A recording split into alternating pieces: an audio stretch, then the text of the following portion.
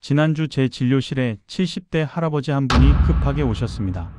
평소 건강하시던 분인데 갑자기 가슴이 답답하고 손발에 힘이 빠진다는 겁니다. 심전도를 찍어보니 심장 박동이 불규칙하게 튀고 있었습니다. 혈액 검사 결과는 더 놀라웠습니다. 칼륨 수치가 정상의 2배 가까이 치솟아 있었어요. 조금만 늦었어도 심장이 멈출 수 있는 위험한 상황이었습니다. 원인을 찾아보니 의외였습니다. 할아버지께서 건강에 좋다는 홍시를 매일 2~3개씩 한 달 넘게 드셨던 겁니다. 아침마다 산책을 하시고 식단도 꼼꼼히 챙기시던 분이었는데 홍시가 문제였다니 본인도 믿기지 않으셨죠. 검사를 해보니 신장 기능이 정상의 40%도 남지 않은 상태였습니다. 본인은 전혀 모르고 계셨어요. 신장병은 초기에 증상이 거의 없거든요. 그 중에서도 가을철이면 꼭 반복되는 일이 있습니다. 바로 홍시나 감 때문에 응급실을 찾는 환자분들입니다. 대부분 건강에 신경 쓰시는 분들이에요. 좋은 음식을 챙겨 드시려고 노력하시는 분들입니다. 그런데 아이러니하게도 그 노력이 오히려 독이 되는 경우가 있습니다.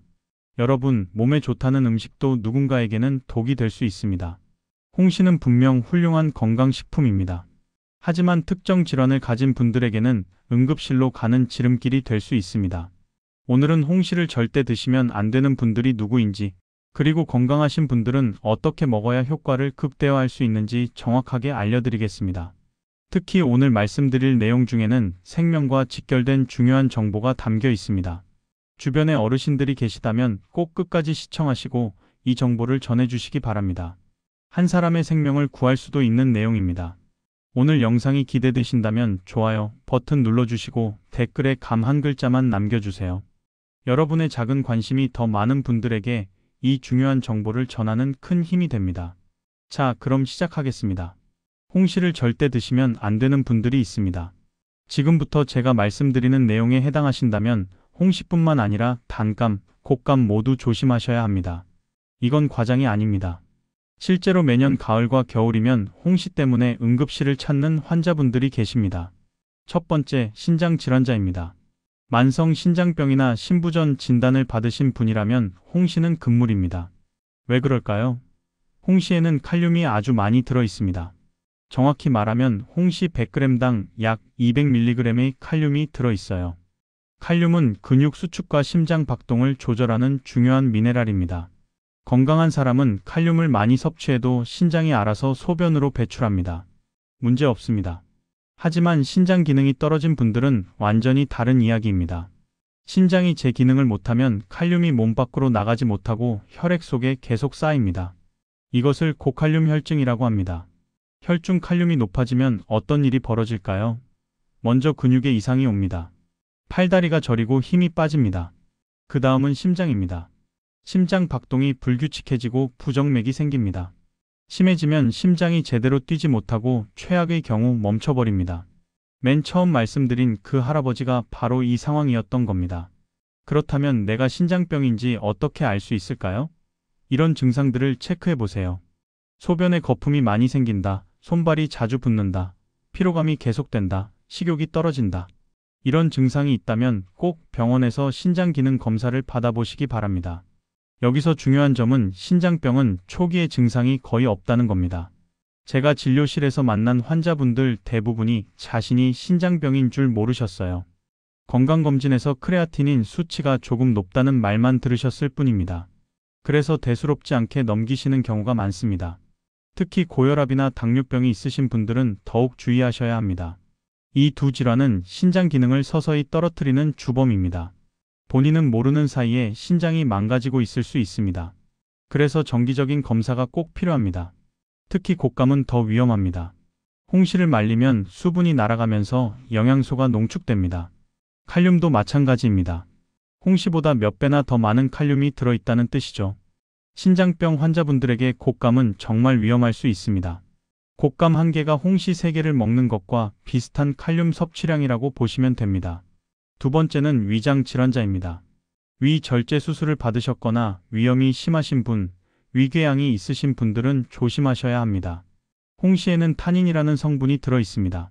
이 타닌이 위산과 만나면 화학 반응을 일으킵니다. 끈적끈적한 덩어리가 만들어지는 거예요. 여기에 소화되지 않은 음식물 찌꺼기나 식이섬유가 계속 붙으면 점점 커집니다. 돌처럼 딱딱해지죠. 이걸 위석이라고 부릅니다. 위석이 생기면 극심한 복통이 옵니다. 메스꺼움과 구토가 계속되고 밥을 먹을 수가 없습니다. 위석이 장으로 내려가면 장폐색이 생길 수도 있어요. 그러면 응급수술을 받아야 합니다. 제가 작년에 진료했던 60대의 여성 환자분이 계셨습니다. 가을에 시골에서 올라온 홍시를 일주일 동안 하루에 4~5개씩 드셨대요. 그런데 어느 날부터 속이 더부룩하고 아프기 시작했습니다. 처음에는 체했나 싶어서 소화제를 드셨는데 전혀 나아지지 않았습니다. 병원에 오셔서 내시경 검사를 했더니 위 안에 주먹만 한 위석이 있었습니다. 다행히 약물 치료로 녹일 수 있었지만 만약 더 컸다면 수술을 받으셔야 했을 겁니다. 그분은 10년 전에 위암 수술로 위를 반쯤 절제하신 분이었어요. 본인도 홍시가 문제가 될 줄은 전혀 몰랐다고 하셨습니다. 실제로 가을철이면 홍시나 곶감을 먹고 위석이 생겨 수술받는 환자분들이 매년 있습니다. 특히 위 수술을 받으신 분들은 더욱 주의하셔야 합니다. 위 절제술을 받으면 위의 운동 기능이 약해집니다. 음식물이 위에 머무는 시간이 길어진다는 뜻입니다. 그러면 탄닌과 위산이 만날 시간도 길어지고 위석 발생 확률이 훨씬 높아집니다. 당뇨병이 오래된 분들도 조심하셔야 합니다. 당뇨병성 위마비라고 해서 위 운동 기능이 떨어지는 경우가 많거든요. 당뇨병이 10년 이상 지속되면 자율신경이 손상되어 위 운동성이 떨어집니다. 이런 분들은 음식이 위에 오래 머물러서 위석 발생 위험이 높습니다. 그리고 절대로 공복에 홍시를 드시면 안 됩니다. 위가 비어 있을 때는 위산 농도가 높아서 위석이 더 쉽게 만들어집니다. 아침에 일어나자마자 홍시를 드시는 분들이 계신데 이건 정말 위험합니다. 꼭 식사를 하신 후에 드셔야 합니다. 홍시와 함께 먹으면 안 되는 음식도 있습니다. 고구마와 홍시를 같이 드시는 분들이 계신데 이 조합은 피하시는 게 좋습니다. 탄닌과 고구마의 전분이 만나면 소화가 더딥니다. 위장이 약한 분들은 속이 더부룩하고 쓰릴 수 있습니다. 위산 분비가 증가한다는 연구도 있으니 조심하시는 게 좋습니다. 새우와 홍시도 같이 먹지 마세요. 새우에는 단백질이 풍부한데 탄닌이 단백질과 결합하면 소화가 잘 안 됩니다. 속이 더부룩하고 복통이 올 수 있습니다. 게다가 새우는 차가운 성질이고 홍시도 찬 성질이라 같이 먹으면 설사를 유발할 수 있습니다. 술과 홍시도 함께 드시면 안 됩니다. 많은 분들이 술 마신 다음날 숙취 해소용으로 홍시를 드시는데 이건 괜찮습니다. 문제는 술을 마시면서 동시에 홍시를 드시는 겁니다. 알코올과 탄닌이 만나면 위 점막을 자극해서 위염이 악화될 수 있습니다. 아까 그 할아버지 이야기로 돌아가 보겠습니다. 응급실에서 칼륨을 낮추는 약을 투여했고 심장 박동도 안정을 되찾았습니다. 정밀 검사 결과 신장 기능이 많이 떨어진 상태였지만 다행히 빠른 조치 덕분에 더 큰 문제는 막을 수 있었습니다. 그 후로 할아버지는 홍시는 물론 바나나, 토마토, 키위처럼 칼륨이 많은 과일도 조심해서 드십니다. 지금은 신장내과 전문의 선생님과 함께 식단을 철저히 관리하시면서 건강하게 지내고 계십니다. 할아버지가 이렇게 말씀하셨어요. 건강하다고 생각했는데 속으로는 이미 병이 진행되고 있었다니 정말 무섭습니다. 좋은 음식도 내 몸 상태를 알고 먹어야 한다는 걸 뼈저리게 느꼈습니다. 오늘 영상이 도움되셨다면 구독과 알림 설정 부탁드립니다. 여러분과 가족분들의 건강을 지키는데 이 정보가 꼭 필요합니다. 그렇다면 건강하신 분들은 홍시를 마음껏 드셔도 될까요? 물론입니다. 오히려 적극적으로 권해드립니다. 홍시는 정말 훌륭한 건강식품입니다. 하지만 어떻게 먹느냐에 따라 효능이 완전히 달라집니다.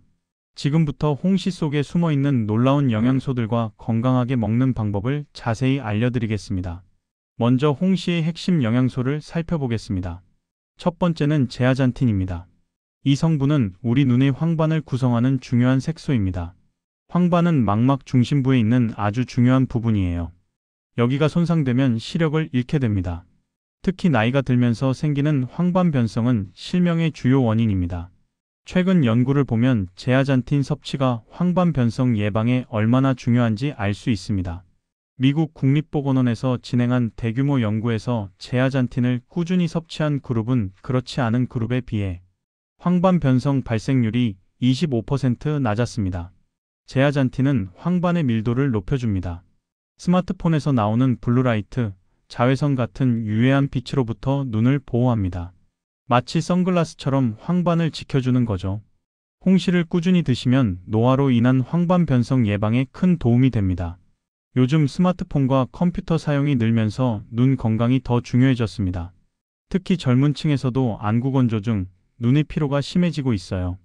홍시의 제아잔틴은 이런 현대인의 눈 건강을 지키는데 큰 도움이 됩니다. 두 번째는 베타카로틴입니다. 이것은 강력한 항산화 물질입니다. 우리 몸에서는 활성산소라는 해로운 물질이 계속 만들어집니다. 이 활성산소가 세포를 공격하면 노화가 빨라지고 암 발생 위험도 높아집니다. 베타카로틴은 이 활성산소를 제거해서 세포를 보호합니다. 실제 연구를 보면 베타카로틴 섭취가 많은 사람일수록 폐암, 위암 같은 여러 암의 발생률이 낮았습니다. 또 뇌세포도 보호해서 인지 기능 저하나 치매 예방에도 도움이 됩니다. 베타카로틴은 우리 몸에서 비타민 어로 전환됩니다. 비타민 어는 피부 건강에도 아주 중요합니다. 피부 세포의 재생을 돕고 피부를 촉촉하게 유지시켜줍니다. 건조한 가을철에 홍시를 드시면 피부 건강에도 도움이 됩니다. 세 번째는 타닌입니다. 아까 위석을 만든다고 해서 나쁜 것 같지만 사실 타닌은 매우 유용한 물질입니다. 특히 숙취 해소에 탁월합니다. 술을 마시면 우리 몸에서 아세트알데히드라는 독성 물질이 만들어집니다. 이게 바로 숙취의 주범입니다. 머리가 지끈거리고 속이 메스껍고 온몸이 처지는 그 느낌 말이죠. 타닌은 이 아세트알데히드와 결합해서 체내 흡수를 막고 빠르게 배출시켜줍니다. 옛날 어르신들이 술 마신 다음날 홍시 먹으면 숙취가 풀린다고 하신 게 다 이유가 있었던 겁니다. 또 타닌은 장에서 콜레스테롤 흡수를 방해합니다. 나쁜 콜레스테롤을 줄여서 혈관 건강에도 좋습니다. 타닌에는 또 다른 효능이 있습니다. 항균 작용이 뛰어나서 장내 유해균을 억제합니다. 설사를 멈추게 하는 지사 작용도 있어요. 옛날에 배탈이 났을 때 홍시를 말려서 먹었던 것도 이런 이유 때문입니다. 네 번째는 비타민C입니다. 홍시에는 비타민C가 사과의 10배 이상 들어 있습니다. 비타민C는 면역력을 높여줍니다. 겨울철 감기나 독감 예방에 꼭 필요한 영양소죠. 또 콜라겐 생성을 도와서 피부 탄력에도 좋고 항산화 작용으로 노화도 늦춰줍니다. 비타민C는 철분 흡수도 돕습니다. 빈혈이 있으신 분들이 철분제를 드실 때 홍시를 함께 드시면 흡수율이 높아집니다. 특히 여성분들이나 성장기 어린이들에게 좋습니다. 다섯 번째는 식이섬유입니다. 홍시에는 수용성 식이섬유인 팩틴이 풍부합니다. 이 팩틴이 장 건강에 아주 좋습니다. 장내 유익균의 먹이가 되어 유익균을 늘려줍니다. 또 대변의 부피를 늘려서 변비 예방에도 효과적입니다. 팩틴은 혈당 조절에도 도움을 줍니다. 당분의 흡수 속도를 늦춰서 혈당이 급격히 오르는 것을 막아줍니다. 당뇨병 예방에도 도움이 되는 거죠. 그렇다면 단감, 홍시, 곶감 중에서 뭘 먹어야 할까요? 단감은 아삭한 식감이 좋습니다. 하지만 타닌 성분이 많이 남아 있어서 변비를 유발할 수 있습니다. 장이 예민한 분들은 주의하셔야 합니다. 홍시는 숙성 과정을 거치면서 타닌이 불용화됩니다. 쉽게 말하면 타닌이 물에 녹지 않는 형태로 바뀐다는 뜻입니다. 그래서 위석 위험이 훨씬 낮습니다. 게다가 숙성되면서 폴리페놀 같은 항산화 성분은 오히려 더 풍부해집니다. 일반인에게는 홍시가 가장 안전하고 권장되는 형태입니다. 곶감은 어떨까요? 감을 말리면 수분이 빠지면서 영양소가 농축됩니다. 당분도 식이섬유도 칼륨도 모두 농축되죠. 그래서 당뇨 환자나 신부전 환자에게는 가장 위험한 형태입니다. 하지만 건강하신 분들에게는 영양가 높은 간식이 될 수 있습니다. 다만 칼로리가 높으니 다이어트 중이라면 조심하세요. 홍시는 언제 먹는 게 가장 좋을까요? 식후가 최적입니다. 아침이나 점심 식사를 하고 나서 30분쯤 지나서 드세요. 왜냐하면 공복에 먹으면 위산이 많은 상태라 타닌과 반응할 위험이 있기 때문입니다. 식사 후에 드시면 위에 음식물이 있어서 위산 농도가 낮아지고 안전합니다. 반대로 저녁 늦게는 피하시는 게 좋습니다. 홍시에는 당분이 많이 들어있어요. 밤에 신진대사가 느려지면 이 당분이 지방으로 쉽게 축적됩니다. 또 혈당이 올라갔다 내려가는 변동이 생기면 수면을 방해할 수도 있습니다. 홍시를 먹을 때 껍질을 까시나요? 아니면 그냥 드시나요? 껍질째 드시는 걸 권해드립니다. 홍시 껍질에는 과육보다 항산화 성분인 폴리페놀과 식이섬유가 훨씬 더 많이 들어 있습니다. 위장이 튼튼하시다면 껍질째 드세요. 영양소를 훨씬 더 많이 섭취할 수 있습니다. 그리고 홍시를 갈아서 주스로 만들어 드시는 분들이 계신데 이건 추천하지 않습니다. 홍시를 갈면 공기와 닿는 면적이 넓어지면서 비타민 C와 항산화 영양소가 빠르게 산화되어 파괴됩니다. 통째로 씹어서 드시는 게 최선입니다. 오늘 영상이 도움되셨다면 주변 분들에게도 꼭 공유해 주세요. 특히 신장이 안 좋으신 분, 위가 약하신 분들에게는 정말 중요한 정보입니다. 이제 홍시를 약으로 만드는 황금 조합을 알려드립니다. 홍시를 그냥 먹어도 좋지만 특정 식품과 함께 드시면 효능이 배가 됩니다. 지금부터 말씀드리는 5가지 식품은 홍시의 단점은 보완하고 장점은 극대화시켜주는 최고의 파트너들입니다. 첫 번째는 견과류입니다. 특히 호두와 아몬드를 추천합니다. 홍시에는 당분이 많이 들어있어요. 홍시만 단독으로 먹으면 혈당이 급격히 올라갔다가 떨어지는 혈당 스파이크가 생길 수 있습니다. 이게 반복되면 당뇨병 위험이 높아지고 피로감도 빨리 옵니다. 그런데 견과류와 함께 드시면 완전히 달라집니다. 견과류에는 불포화 지방산이 풍부합니다. 이 지방이 홍시의 당분이 장에서 혈액으로 흡수되는 속도를 늦춰줍니다. 천천히 흡수되니까 혈당이 급격하게 올라가지 않는 거예요. 혈당이 안정적으로 유지되면 에너지도 오래 지속되고 포만감도 오래 갑니다. 특히 아몬드는 식이섬유와 단백질이 풍부해서 혈당 조절에 탁월합니다. 실제 연구를 보면 탄수화물이 많은 음식을 아몬드와 함께 먹으면 혈당 반응이 30% 정도 낮아진다고 합니다. 당뇨병 환자분들에게도 도움이 되는 조합입니다. 호두는 뇌 건강에 좋습니다. 오메가3 지방산이 풍부해서 뇌세포를 보호하고 기억력을 향상시킵니다. 홍시의 베타카로틴이 산화 스트레스를 줄이는데 호두의 오메가3가 시너지를 내는 겁니다. 특히 중년 이후에는 인지 기능 저하를 예방하는 게 중요한데 이 조합이 큰 도움이 됩니다. 어떻게 드시면 될까요? 홍시 1개를 드실 때 아몬드 57알 정도 또는 호두 반쪽에서 1개 정도를 함께 드세요. 이 정도가 적당한 양입니다. 견과류는 칼로리가 높으니 너무 많이 드시면 안 됩니다. 하루 한 줌 정도가 적당합니다. 두 번째는 요거트입니다. 요거트에는 유산균이 가득합니다. 이 유산균이 홍시의 타닌 성분을 중화시켜줍니다. 아까 타닌이 위석을 만들 수 있다고 말씀드렸죠? 요거트와 함께 먹으면 이 위험을 크게 줄일 수 있습니다. 게다가 요거트와 함께 먹으면 비타민C의 흡수율도 높아집니다. 유산균이 장 환경을 개선해서 영양소 흡수를 돕기 때문입니다. 홍시의 풍부한 비타민C를 낭비 없이 다 흡수할 수 있는 거예요. 요거트의 유산균은 장 건강에도 매우 좋습니다. 장내 유익균을 늘려서 면역력을 높여줍니다. 우리 몸의 면역 세포 70%가 장에 있다는 사실 아시나요? 장 건강이 곧 면역력입니다.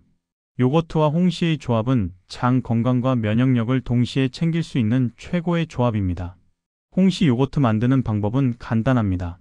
플레인 요거트에 홍시를 으깨서 섞으면 됩니다. 설탕 없이도 달콤하고 부드러운 디저트가 완성됩니다. 아침 식사 후 간식으로 드시거나 오후 3시쯤 출출할 때 드시면 딱 좋습니다. 단, 요거트는 설탕이 첨가되지 않은 플레인 요거트를 사용하세요. 가당 요거트는 이미 설탕이 많이 들어있어서 홍시의 당분과 합쳐지면 칼로리가 너무 높아집니다. 세 번째는 녹차입니다. 녹차는 카테킨이라는 강력한 항산화 물질이 풍부합니다. 이 카테킨이 홍시의 베타카로틴과 만나면 항산화 효과가 배가 됩니다. 활성산소를 제거하는 능력이 훨씬 강해지는 거죠. 또 녹차는 혈당 조절에도 도움을 줍니다. 녹차의 카테킨이 당분 흡수를 늦춰서 혈당이 급격히 오르는 것을 막아줍니다. 홍시의 당분 때문에 걱정되시는 분들은 녹차를 함께 드시면 좋습니다. 녹차에는 또 다른 장점이 있습니다. 체지방 감소에 도움을 줍니다. 카테킨이 지방 분해를 촉진하고 지방이 쌓이는 것을 막아줍니다. 홍시의 당분이 지방으로 축적되는 것을 녹차가 예방해주는 거죠. 방법은 간단합니다. 홍시를 드시고 따뜻한 녹차 한 잔을 천천히 마시세요. 속도 편안해지고 소화도 잘 됩니다. 단, 녹차는 카페인이 있으니 저녁에는 피하시는 게 좋습니다. 오전이나 오후 이른 시간에 드시는 걸 추천합니다. 네 번째는 사과입니다. 사과도 홍시처럼 가을 제철 과일이죠. 이 둘을 함께 먹으면 식이섬유의 상승 효과가 생깁니다. 홍시에도 식이섬유가 많지만 사과에도 팩틴이라는 수용성 식이섬유가 풍부합니다. 두 과일을 함께 드시면 장 건강이 훨씬 좋아집니다. 변비 예방은 물론이고 장내 유익균도 늘어납니다. 게다가 사과의 유기산이 홍시의 달콤함을 중화시켜서 맛도 상쾌해집니다. 사과의 펙틴은 콜레스테롤을 낮추는 효과도 있습니다. 홍시의 타닌과 사과의 펙틴이 만나면 혈관 건강 시너지가 생기는 겁니다.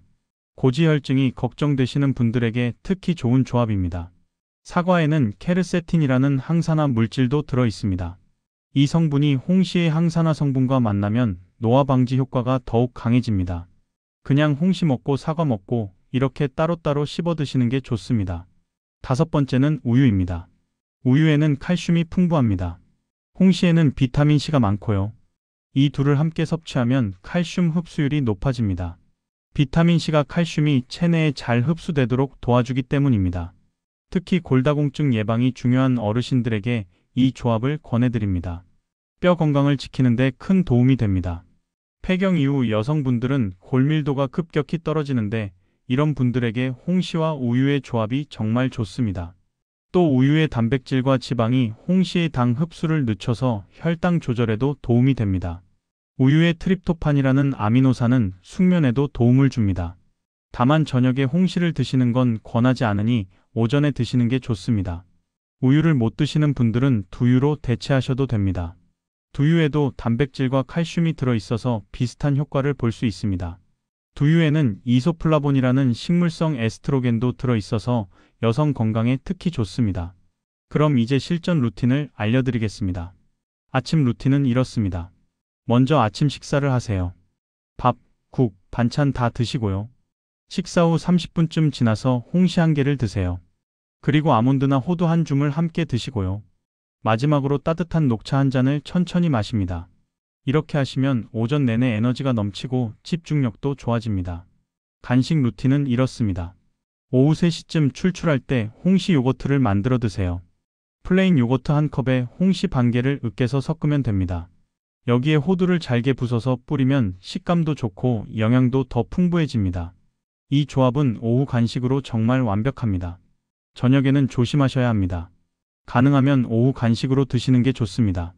꼭 저녁에 드셔야 한다면 양을 반으로 줄이시고 우유 한 잔과 함께 드세요. 하지만 저녁 8시 이후에는 절대 드시지 마세요. 한 가지 더 팁을 드리면 홍시를 냉동실에 얼려두시면 여름에도 드실 수 있습니다. 얼린 홍시는 아이스크림처럼 시원하고 달콤합니다. 아이들 간식으로도 좋고 더운 날 당 보충용으로도 좋습니다. 단, 얼렸다가 녹이면 비타민이 일부 손실될 수 있으니 가능하면 신선한 홍시를 드시는 게 최선입니다. 홍시를 보관할 때도 주의할 점이 있습니다. 홍시는 실온에 두면 금방 물러집니다. 냉장고에 보관하시되 밀폐 용기에 넣어서 보관하세요. 다른 과일과 함께 보관하면 에틸렌 가스 때문에 더 빨리 숙성됩니다. 오늘 영상이 유익하셨다면 댓글에 실천 두 글자만 남겨주세요. 댓글을 남기신 분들끼리 서로 응원의 메시지도 나눠주시면 좋겠습니다. 함께 건강해지면 더 힘이 납니다. 오늘 영상의 핵심을 세 가지로 정리해드리겠습니다. 첫째, 신장병이 있으신 분, 위 수술을 받으신 분은 홍시를 절대 드시면 안 됩니다. 홍시의 칼륨은 심장에 치명적일 수 있고 타닌은 위에 돌을 만들 수 있습니다. 이건 과장이 아니라 실제로 응급실에서 일어나는 일입니다. 둘째, 건강하신 분들은 홍시를 견과류나 요거트와 함께 식후에 드세요. 혈당 조절도 되고 영양소 흡수율도 높아집니다. 녹차 한 잔을 곁들이면 금상첨화입니다. 셋째, 홍시는 껍질째 천천히 씹어서 드세요. 갈아서 주스로 만들면 비타민이 파괴됩니다.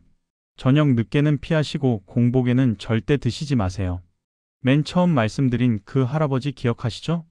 홍시를 매일 드시다가 위기를 맞으신 분 말입니다. 다행히 빠른 조치로 위기를 넘기셨습니다. 지금은 신장내과 전문의와 영양사의 도움을 받으면서 철저하게 식단을 관리하고 계십니다. 홍시 대신 사과를 드시고 바나나 같은 칼륨이 높은 과일은 피하십니다. 채소도 물에 2시간 이상 담갔다가 삶아서 드십니다. 그렇게 하면 칼륨이 물에 빠져나가거든요. 할아버지는 지금 3개월에 한 번씩 신장기능 검사를 받으시는데 다행히 더 이상 나빠지지 않고 안정적으로 유지되고 계십니다. 할아버지가 저에게 이렇게 말씀하셨어요. 건강하다고 생각했는데 몸속에서는 이미 신장이 망가지고 있었다는 걸 전혀 몰랐습니다. 좋다는 음식을 열심히 챙겨 먹는 게 오히려 독이 될 줄은 꿈에도 몰랐습니다. 이제는 주변 분들에게도 신장 검사를 꼭 받아보라고 권하신답니다.